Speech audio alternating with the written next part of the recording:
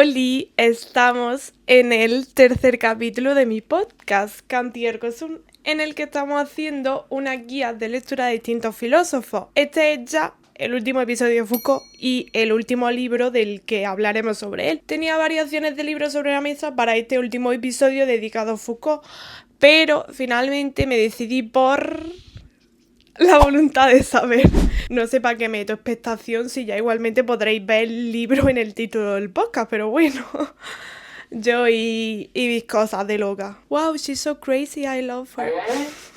Me decanté al final por este libro porque es la primera obra de su serie Historia de Sexualidad. Y así os puede servir de introducción para leeros después los otros dos volúmenes de Historia de la Sexualidad, que son El uso de los placeres y La inquietud de sí. Foucault, en principio, concibió la historia de la sexualidad como un proyecto mucho más grande que los 3 volúmenes que al final hizo. De hecho, pensaba escribir al menos 6 volúmenes e incluso en algunos momentos planeó más de 10. El tío, vamos, se volvió loco, se calentó muchísimo con este tema. Lo que ocurrió es que al final salieron solo 3, porque su pensamiento fue evolucionando entre la publicación del primer volumen, La voluntad de saber, en 1976, y los dos siguientes, El uso de los placeres y La inquietud de sí, ambos en 1984. Pasaron varios años y claro, Foucault ya se distrajo, le empezaron a interesar otras cosas, cambió su enfoque y eso se nota en esta trilogía de Historia de la Sexualidad. Y es curioso porque no hay una continuidad lineal entre el tomo 1 y los tomos 2 y 3. De hecho, digo que es curioso adentrarse en este libro porque Foucault mismo dijo que la voluntad de saber ya no representaba del todo su pensamiento cuando publicó los 2 siguientes volúmenes. Se nota porque el primer volumen, el de la voluntad de saber, estaba centrado en el análisis del discurso sexual moderno, que es cuando presenta su concepto de biopolítica, o sea, que tiene un tono muy teórico y además sigue bastante la línea de Vigilar y Castigar. De hecho, si lo recordáis del último podcast, Vigilar y Castigar se publicó en 1975 y esta, La voluntad de saber, en 1976. Fue literalmente un año justamente después de Vigilar y Castigar. Entonces se nota mucho esa influencia. Pero después de este volumen, Foucault dejó ese camino que había empezado y cambió por completo su enfoque. En vez de centrarse en la sexualidad moderna y en cómo se produce discursivamente, decidió mirar hacia la antigüedad grecorromana y explorar cómo se construyen las formas de subjetividad a partir de las prácticas sexuales. O sea, un tema totalmente distinto, vamos. Así surgen los volúmenes 2 y 3, que ya no hablan tanto del poder saber moderno, sino de la ética del cuidado de sí, del deseo, de las prácticas de sí. Por eso muchas personas los leen como un giro en la obra de Foucault hacia una filosofía más ética o de la subjetividad. Bueno, pero hoy no hablaremos del volumen 2 y 3, eso ya os lo dejo en vuestras manos. Hoy nos centraremos en La voluntad de saber. Vale, he dicho antes que La voluntad de saber es una obra muy en la línea de Vigilar y Castigar, donde desarrolla el concepto de microfísica del poder y cómo el poder se encarna en instituciones como la cárcel, la escuela, el hospital. En esta época de La voluntad de saber, en 1976, venía de estar obsesionado con criticar las estructuras de control modernas, como lo llamó él. Esto influido también por ese contexto de la Revolución del 68, de la que hablamos un poco en el primer capítulo de Foucault. De ahí se explica ese sentimiento tan Foucaultiano de desencanto con la utopía revolucionaria, con el auge del neoliberalismo en los años 70. Vale, pues si en Vigilar y Castigar Foucault introdujo la idea de microfísica del poder, en La voluntad de saber Foucault introducirá en su universo otro concepto central, que es la hipótesis represiva. Y este libro se centra precisamente en desmontar esa hipótesis represiva, que es esa idea tan extendida de que la modernidad y el capitalismo reprimen el sexo y el deseo. Por poner un poco en contexto esto, esta idea de la hipótesis represiva fue una idea que empezó a surgir en el siglo XX, sobre todo desde tradiciones marxistas, freudiana sobre todo. Remite a la idea de Freud cuando hablaba de que la represión del deseo sexual es una condición de posibilidad para la vida civilizada, porque la cultura exige la represión de los impulsos instintivos, especialmente los sexuales y los agresivos, para que así haya orden social. Esta represión es desde la cual Freud parte en su teoría, porque aunque necesaria, genera neurosis y malestar subjetivo según él. No sé, yo a Freud no lo aguanto mucho, la verdad, pero bueno, eso decía él. También, tangencialmente, podemos ver esta tesis de la hipótesis represiva en Beauvoir, incluso cuando en el segundo sexo analizaba cómo la sexualidad, en concreto la femenina, ha sido reprimida y silenciada históricamente. También durante los años 60-70, en el propio contexto de esta obra y de Foucault, muchos activistas de esa época defendían que el sexo había sido reprimido por la cultura judio-cristiana, el Estado, la familia burguesa, el patriarcado. Bueno, pues Foucault, en cambio, lo que dice en respuesta a todas estas ideas es que desde el siglo XVII no se ha reprimido el sexo como estos intelectuales y activistas defendían, sino que se ha hablado cada vez más y más sobre él, pero de forma organizada, científica, médica, política, pedagógica incluso. Lo que ha sucedido, según Foucault, no es que la modernidad haya reprimido la sexualidad, sino que al contrario, se ha producido una incitación discursiva, en palabras de Foucault, a hablar cada vez más de ella. Y por eso vemos actualmente tanta explosión de discursos sobre el sexo, médicos, jurídicos, pedagógicos, religiosos. Y esto es paradójico porque a pesar de esta explosión de discursos, esto no ha resultado en una liberación sexual, como podría parecer, sino que se le ha aferrado más a una forma de control. Es así que para Foucault, en esta obra, el control no se basa en el silencio, como puede parecer a priori. Rollo, te das cuenta de que una cosa está siendo controlada porque no puedes hablar sobre ella, es incómodo o está censurado. No es tanto eso, sino que el control de la sexualidad está precisamente en esa producción incesante y repetida de discursos sobre el sexo. No se trata de que no se haya hablado o de que no se pueda hablar de sexo, sino de que se ha hablado demasiado y de una manera muy concreta. Ello porque en el siglo XIX se empieza a consolidar la medicina moderna y con ella surge la idea de que el sexo es algo que se puede observar, clasificar y tratar clínicamente. Y así nace el ámbito de la sexología, los sexólogos, las sexólogas. Aparecen los primeros estudios sobre las perversiones sexuales. Por ejemplo, en 1886 se publica un manual de un psiquiatra, que ahora no me acuerdo cómo se llama, luego lo pongo, que cataloga cosas como la homosexualidad, el fetichismo, el sadomasoquismo como enfermedades mentales. También empieza a entrar el derecho en la vida privada. El sexo empieza a legislarse incluso, cuando se penaliza la homosexualidad, la prostitución. Pero espera. Antes de seguir entrando en materia, pongamos la intro. Estás escuchando Canti Ergo Sum, podcast de Bea Jordán. En fin, pero vayamos al grano, vayamos a la propia obra, La voluntad de saber. Es una obra relativamente cortita, o sea, creo que en la edición del siglo XXI no llega a apenas 200 páginas, aunque bueno, en realidad, aunque sea una obra relativamente cortita, es densa. Tiene 5 capítulos distintos, que voy a mirarlo en mi pequeña libreta y os lo leo. Aparte de la introducción, son...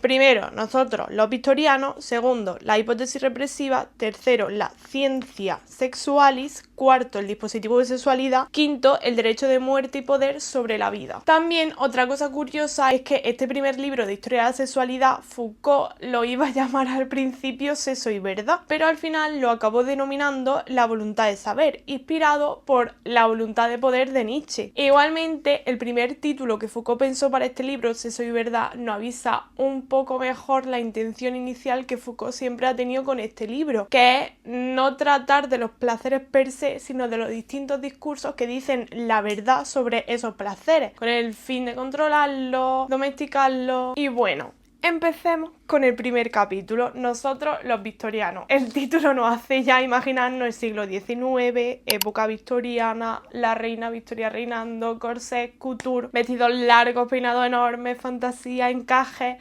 y también represión.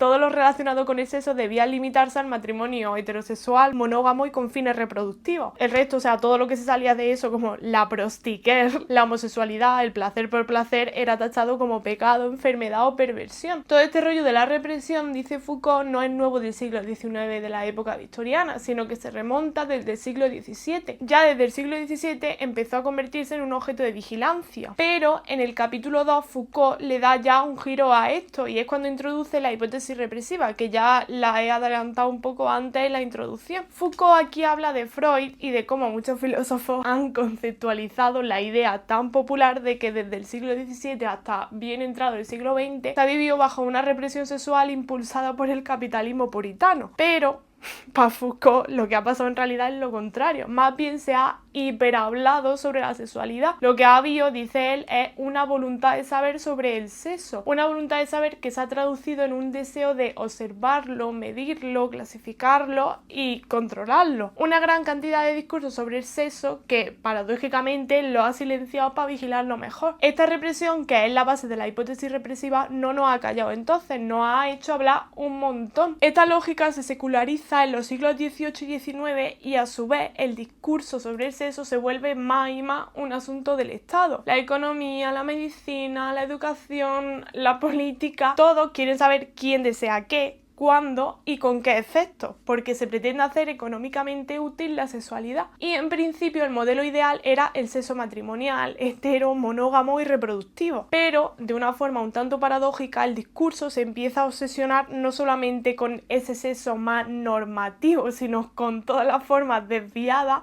o que eran vistas como raras en esa época, como el incesto, la sodomía, el sadismo, la necrofilia, la homosexualidad. Se analizan y con eso se les da existencia. La homosexualidad, por ejemplo, pasa de ser un acto a ser una identidad.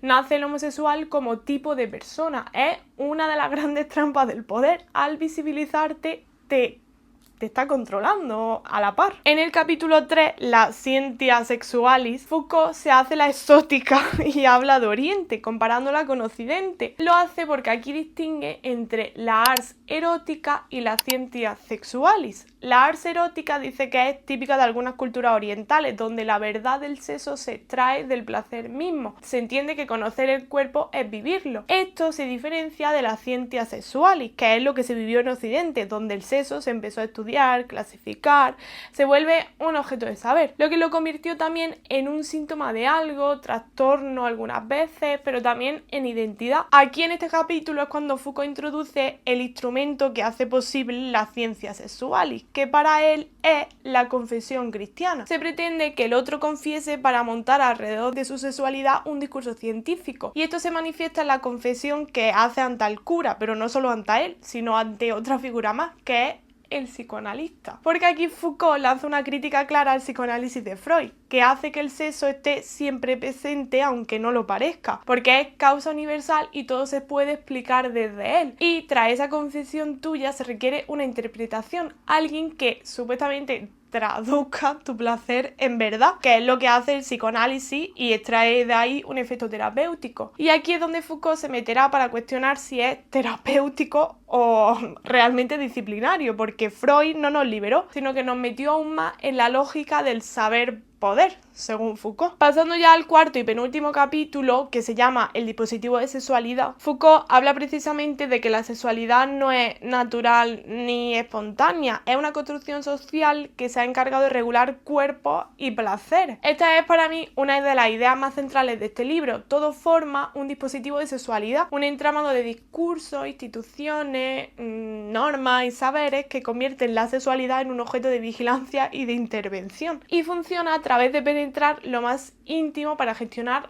lo colectivo. Es por eso que para Foucault la sexualidad es una identidad que se ha ido construyendo poco a poco. También aquí en este capítulo repasa distintas figuras que construyó esta ciencia sexual, que eran la histérica, el perverso, el niño. El análisis que hace de la histeria es súper interesante, por cierto. Aquí no me voy a meter por no alargarme mucho, pero es muy interesante. Y bueno, ya en el último capítulo, el 5, Foucault habla del poder e introduce otra idea que será muy importante para esta obra, el biopoder. Para explicarlo se retrotrae primero otra forma de poder anterior, del siglo XVIII, el poder soberano, que ese poder era como un señor feudal con mala leche, te mandaba, prohibía y castigaba de forma directa. Este poder soberano para Foucault se apoyaba en la alianza, una especie de contrato social donde el sexo estaba reguladísimo, con quién casarse, a quién heredar, qué relaciones eran legales y cuáles estaban prohibidas. Pero en los siglos XVII y XVIII Foucault relata que hay un cambio muy grande. Nace lo que Foucault llama biopoder o biopolítica. El objetivo ya no es hacerte morir o descuartizar,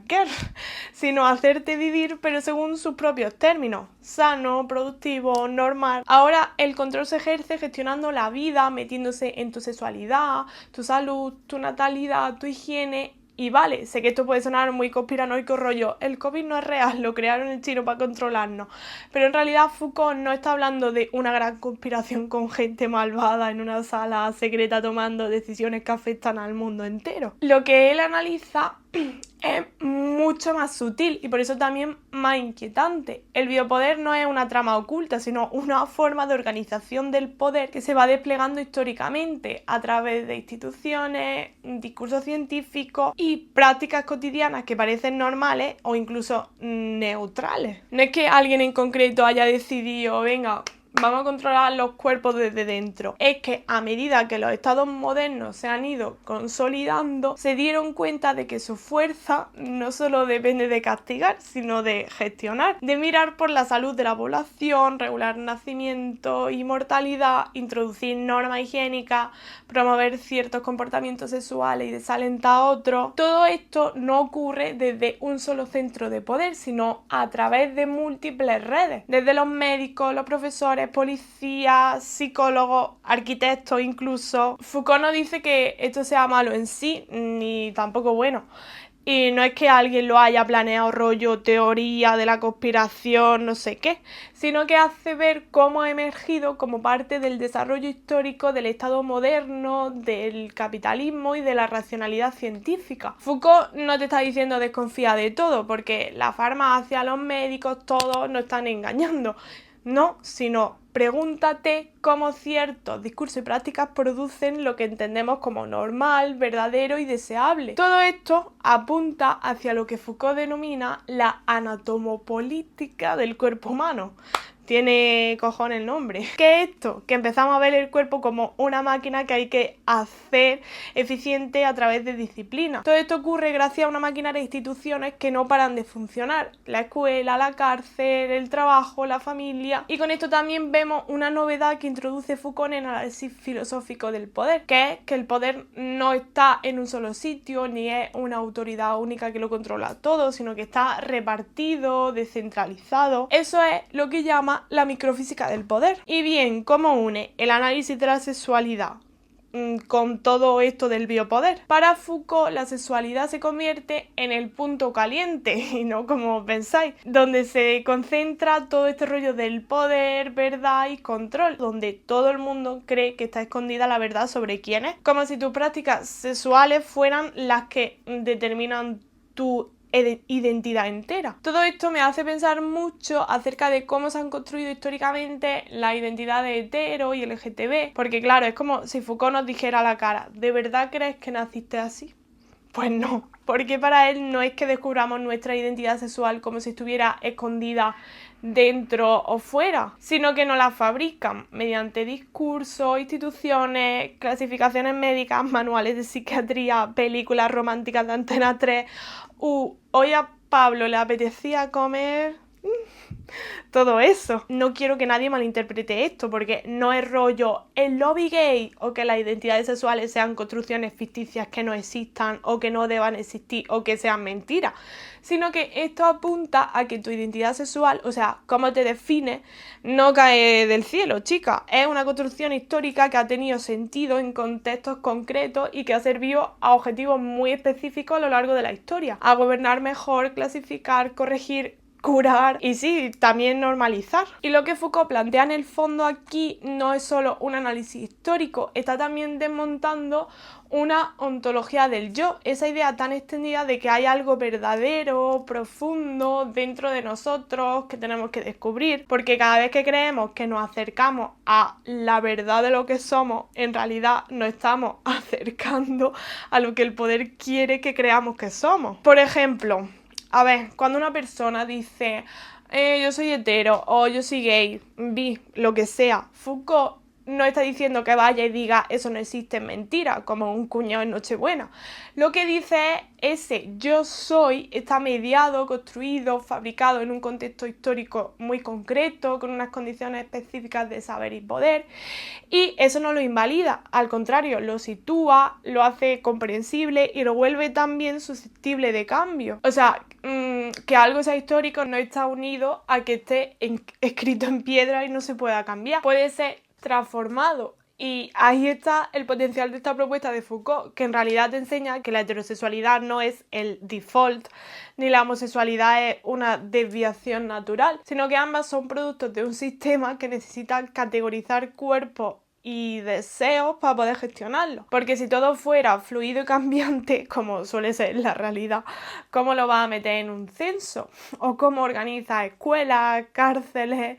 No puedes. Así que mejor definamos identidades cerradita, ahí bien, cerradita y con nombre. Así, la función que tiene la sexualidad en nuestra sociedad actual, dice Foucault, es una especie de confesionario laico. Ya no se lo cuenta al cura, se lo cuenta al psicólogo, a tu madre, a tu profe de educación sexual, Noemi Casquet, o a internet, y siempre con la sensación de que ahí, en el fondo, en tu historial o en cómo colocas las piernas, la mano o cómo te vistes, hay una verdad sobre ti que lo explica todo. Y no, es que en realidad no la hay. Eso es lo que Foucault vendría a criticar. Y bueno, en el fondo, no identificar nuestra identidad con nada da vértigo, pero Foucault no ve ese vértigo como algo malo, lo ve como una oportunidad, la de no estar atrapados por una definición de identidad que nos encierra. Por eso decía la frase esta de no me pregunten quién soy ni me pidan que permanezca siendo el mismo. Y además decía que no se identificaba como filósofo y todos esos rollos que decía. Para hacerse la pick me. Es broma, ¿eh? Para él la identidad no es un lugar definitivo al que llegar. Y esto se conecta con una crítica mucho más amplia a la modernidad, que Foucault comparte con otros filósofos como Derrida, Deleuze o Judith Butler. Porque al final lo que está en juego es el sujeto moderno, ese sujeto que cree que tiene una esencia, que puede conocerse a sí mismo, que se puede definir, pero que en realidad está siendo moldeado por un dispositivo que lo excede y lo constituye. La sexualidad entonces no es un dato biológico, es una tecnología de poder. Y eso vale tanto para el cuñado que se define como hetero y casado, como para, yo qué sé, Samantha Hudson. Porque ambos están participando de forma muy distinta, claro, en ese juego de visibilidad, confesión, autodefinición. Por eso Foucault no propone cambiar una identidad por otra, ni sustituir etiquetas malas por etiquetas buenas. O sea, su propuesta es mucho más radical, desnaturalizar el sistema que nos obliga a tener una identidad fija. Y esto, en el fondo, no es un ataque a la identidad LGTB, ni mucho menos, sino una herramienta filosófica para cuestionar por qué históricamente hemos necesitado que existan, porque si ser heterosexual no es lo normal, entonces tampoco hace falta que ser gay trans sea lo anormal. No sé si me explico. Es esta idea de que no hay una verdad natural por detrás, de que lo que creemos que somos es el resultado de un proceso histórico. Y esta idea tiene una repercusión brutal en la filosofía feminista y queer. Para entenderlo bien, hay que hacer un poco de arqueología e irnos para atrás. O sea, durante siglos las sociedades patriarcales han justificado la desigualdad de género diciendo cosas como que las mujeres somos biológicamente inferiores. Desde los griegos, que decían que no podíamos ser educadas, hasta los médicos del siglo XIX que defendían que no podíamos votar porque éramos demasiado emocionales. Luego Freud y toda la psiquiatría del siglo XIX diagnosticándonos como histéricas, en fin. Toda esa tradición se basa en naturalizar la subordinación, o sea, inventarse cosas sobre nuestros cuerpos y luego decir que son hechos. A eso se planta Simone de Beauvoir en 1949 con El segundo sexo y su mítica frase una no nace mujer sino que llega a serlo. Lo que viene a decir es, vale, hay hechos sobre la biología femenina, sí, pero la idea de mujer que manejamos una construcción social hecha desde el poder. Se nos educa para entrar en ese molde y se nos castiga si no encajamos. Y eso ya no es biología, pasa a ser política. Pero ¿y si incluso ese sexo biológico del que partimos también es una construcción? ¿Y si ni siquiera hay un punto de partida natural? Ahí es donde entra Foucault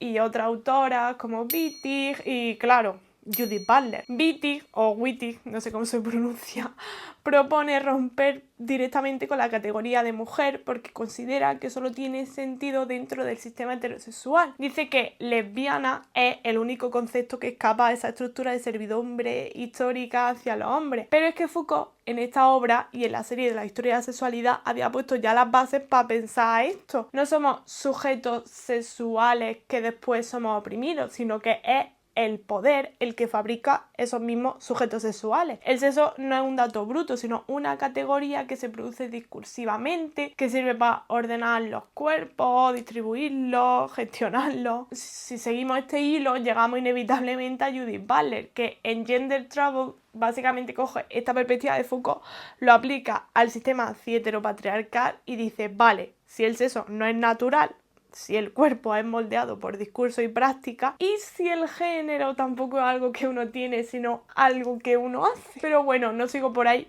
que ya es salirnos mucho del tema. Así que bueno, con esto ya cerramos este tercer capítulo del podcast, que creo que me he ido un poco por las ramas, pero bueno, yo creo que ha quedado chulo. Y ya también cerramos con Foucault. El siguiente capítulo ya será de otro filósofo o filósofa, que por cierto ya está elegido por los miembros del canal. Le puse a los miembros una encuesta con distintos filósofos y vosotros mismos votasteis cuál queríais siguiente. Así que bueno, solo los miembros sabrán qué filósofo es el siguiente. No voy a decirlo al resto. Así se siente como nuestro pequeño secreto. Así que eso, ya sabéis. Si queréis saberlo, solo tenéis que haceros miembro y ya está. Así también elegís qué filósofos queréis que haga después y todo el rollo. Y nada, hasta aquí por hoy. Gracias por escucharme. No olvidéis darle like, comentar y seguirme, que ayuda muchísimo para el algoritmo. Ojalá que llegue mi podcast a más gente. Así que compartid, comentad qué os ha parecido. Y bueno, yo ya me voy. Adiós.